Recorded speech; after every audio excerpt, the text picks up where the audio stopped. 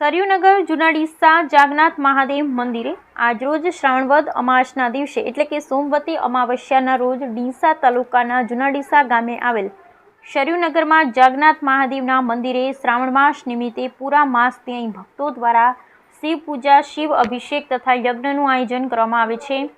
અહીં સ્વયંભૂ શિવલિંગ આવેલું છે। આ શિવલિંગ મિનિમમ 100 વર્ષથી પણ પુરાણું આવેલું છે। આ મંદિરે અહીં રાત્રિના 1 વાગ્યાથી લઈ દિવસના 11 વાગ્યા સુધી નિરંતર શ્રાવણ માસ દરમિયાન શિવ ભક્તો દ્વારા અહીં પૂજા કરવામાં આવે છે, અભિષેકો કરવામાં આવે છે। આ શિવલિંગનો મહિમા અપરંપાર છે। આ શિવલિંગના દર્શન માત્રથી ભક્તોના દુઃખનું નિવારણ આવી જાય છે। અહીં ભક્તો ફક્ત શ્રાવણ માસ જ નહીં પરંતુ 365 દિવસ નિરંતર ભક્તો દ્વારા પૂજા કરતા હોય છે। અહીંયા 12 મહિનાની 12 શિવરાત્રિઓની પણ પૂજા કરવામાં આવે છે। જે ભક્તો અહીં પૂજાપાઠ અને અભિષેક તથા હવન કરે છે તેની મનોકામના ભગવાન પૂરી કરતા હોય છે। અહીં જાગનાથ મહાદેવ મંદિરને આયોજકો દ્વારા સમયાંતરે પૂજાઓ થતી રહે છે।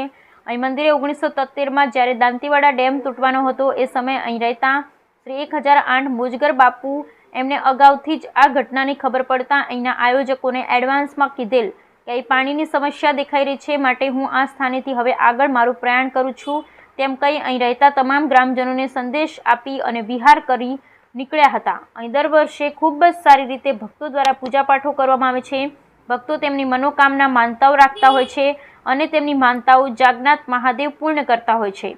તેથી અહીં ભક્તોમાં ખૂબ જ શ્રદ્ધા રહેલી છે। ચાલુ વર્ષે પણ ભક્તો દ્વારા નિરંતર રાત્રિના 1 વાગ્યાથી અભિષેકો કરવામાં આવે છે અને લગાતાર આ અભિષેકો દિવસના 11 વાગ્યા સુધી અલગ અલગ પાળીમાં બેસી લોકો પૂજા કરી ધન્યતા અનુભવે છે।